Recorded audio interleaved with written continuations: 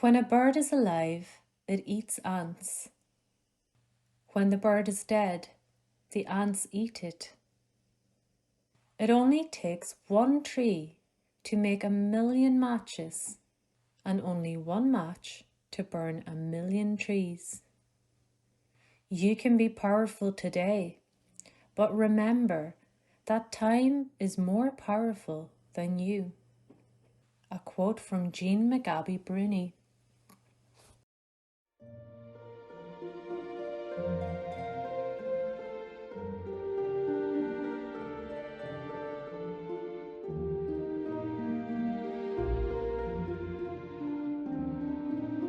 Hello and welcome wherever you are in the world.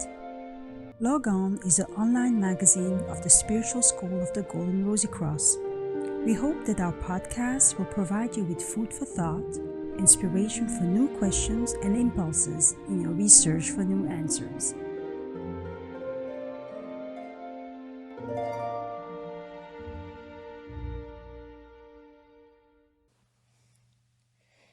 Magnanimous when flattered, perverse and cruel when challenged. Power is a dangerous animal. Lurking in the shadows, it spies on any movement concerning its field of intervention. It watches, inquires, collects information, scrutinizing clues, judging.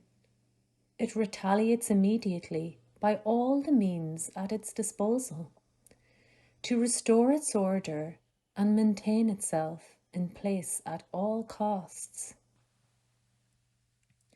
Implacable, unjust if necessary, because its survival is at stake.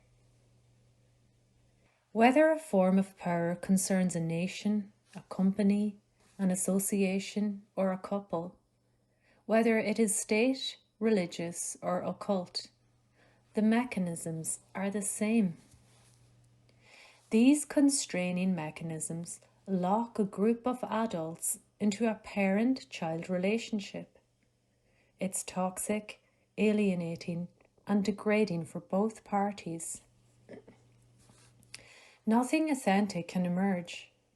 Behaviours are tense, rigid, conventional, devoid of humour and creativity, and repetitive.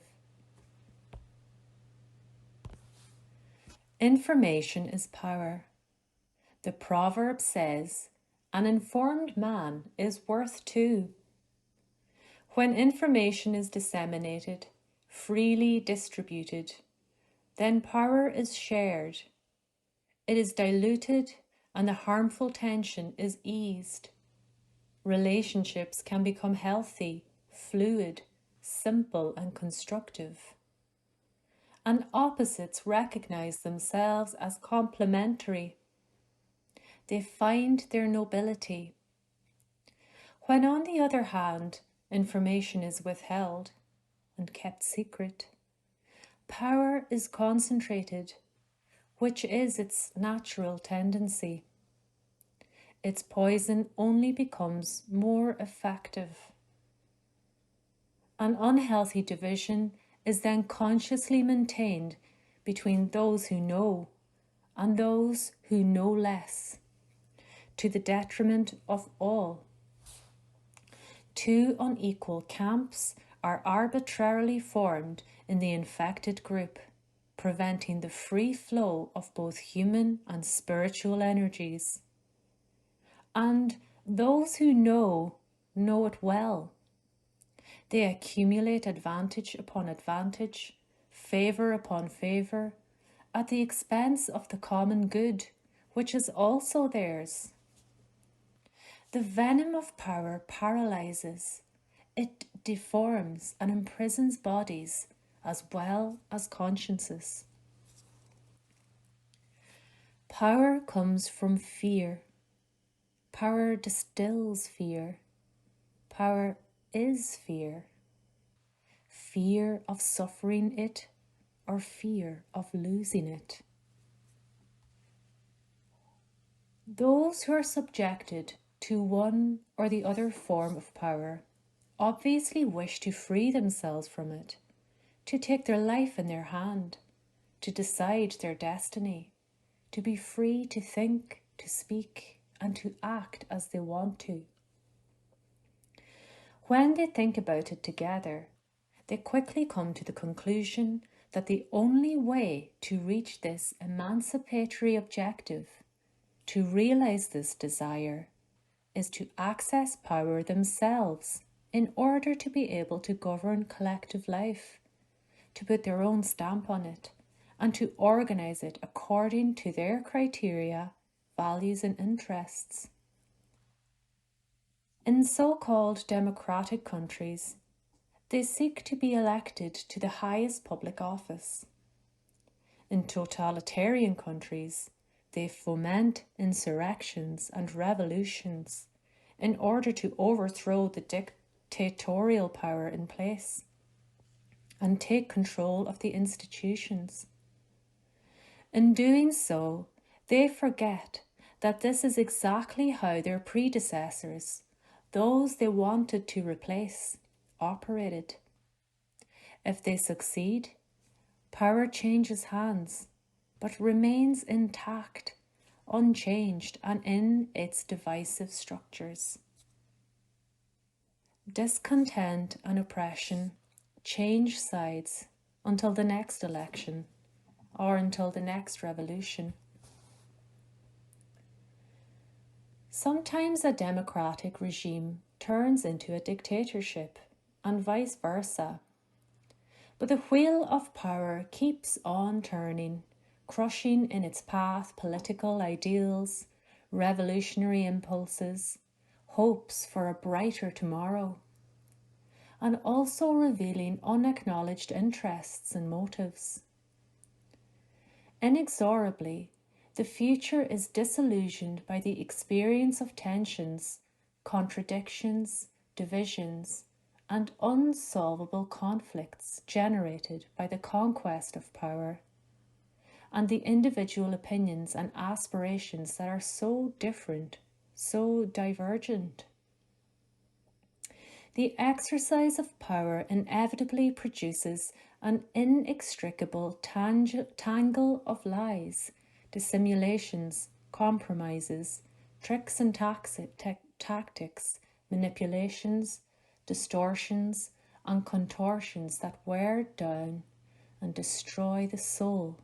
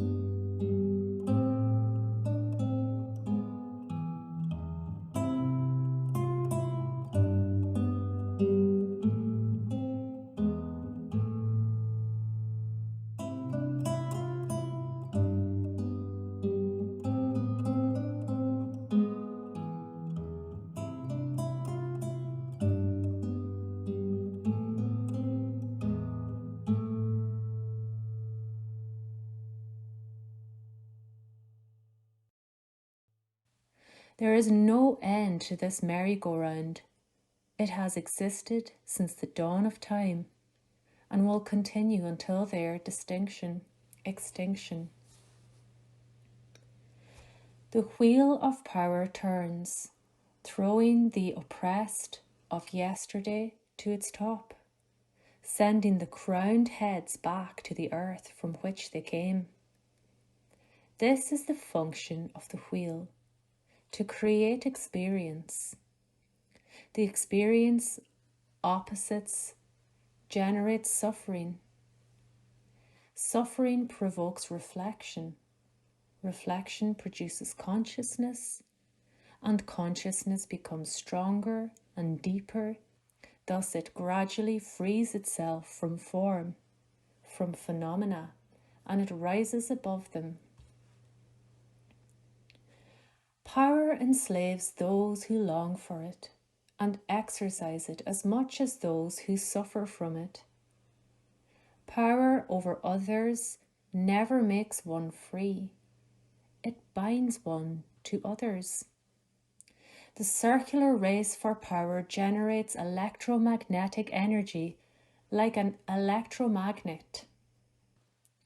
All those who gravitate to this sphere are literally glued to it, just as a person who has inadvertently grasped a live electric cable cannot detach itself from it. They are one with the current that now runs through their body. The scepter of power, that addictive rattle, holds firmly the hands of those who grasp it firmly. Freedom is about letting go of the scepter with all its benefits, prestige, and memories. Then the imprisoning energy it contains and transmits also let us go. There is no hope in the pursuit of power, only idealism and greed still unconscious. Every form of organized power contains from the moment of its appearance the germ of its downfall, of its destruction. This is not due to special circumstances, having made a mistake in strategy, arriving at the wrong time, facing more powerful adversaries. The mistake is structural. It consists in vigorously grasping, with the whole of our being at stake, the wheel that will lift us to its summit no matter how and with what intention. And it does indeed lift us sooner or later if we hold on to it with perseverance. But it does not stop there.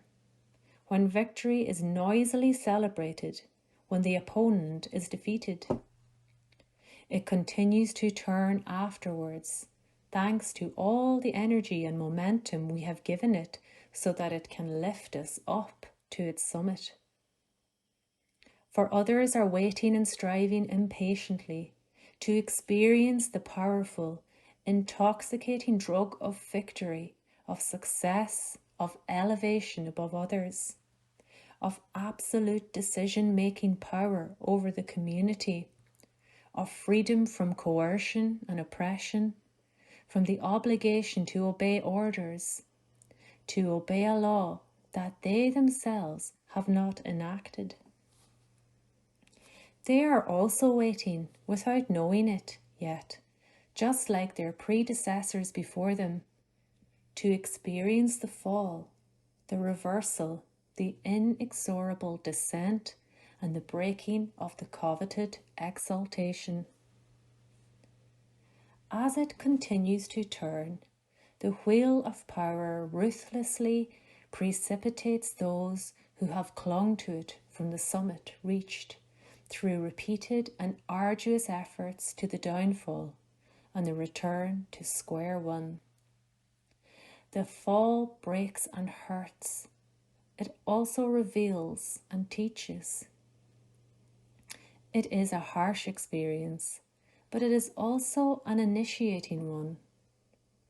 The powerlessness inherent to the human condition, some dust thrown in spite of itself into interstellar space, misunderstood, unassumed, unaccepted, leads to the search for power. Power in all its forms leads to an awareness of its vanity and impotence. A vicious circle that calls for a conscious break, a categorical withdrawal. The only liberating power is that of letting go, of making silence within oneself, of calming the tensions and demands of the ego in the serene recognition of their vanity, of their harmfulness, of consciously ceasing the morbid, destructive and useless game that consists of believing and hoping that we will change anything by reproducing the mistake of our predecessors, taking power from them as they took it from others before them by cunning, opportunism, or force. By lucidly forfeiting, we thus withdraw our energy from the fatal wheel that was pumping it, thus weakening in the magnetism of this wheel, its power of attraction. In return, we release this reappropriated energy to move consciously towards the unchanging center, the motionless hub, where everything is peaceful, serene, where everything becomes possible again, the immobile heart from which every harmonious movement flourishes. We will all die one day, empty-handed. This is the final, total, definitive dispossession. What will we have built by then? Castles of cards to be protected and consolidated anxiously day after day, which we will inevitably abandon to the winds, to our successors, or to our adversaries at the moment of our last breath? Or is it a consciousness firmly anchored in the present, having found and cleared in its own innermost being the source of all balance and happiness, insensitive to the shimmering images of pseudo-successes swirling endlessly in the narrow kaleidoscope of personal ambition? The matured conscience observes the wheel of power as a visitor contemplates the gigantic lighted wheel of an amusement park. It knows how you get on. First, you have to pay your ticket. How you rise up, dominating everything and everyone, and how you come down to the starting point again. Consciousness matured by the experience of the disappointing and exhausting wheel of power, no longer pays for its ticket, no longer allows itself to be dragged along. She saves her gold for another journey, a journey to the interior, a journey with no course, no route, nor move.